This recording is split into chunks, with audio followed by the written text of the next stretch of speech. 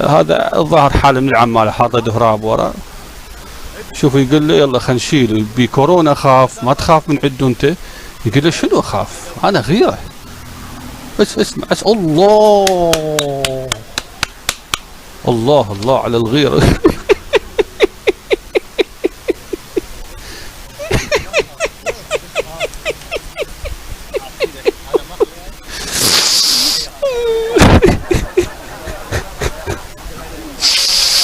يقولوا هذا مقلب، هذه تجربة اجتماعية، هاي انت ليش جدد ورطت نفسك بالكورونا وشلت هذا وياي الممدد على الحصو والتراب، انت راسه تراب.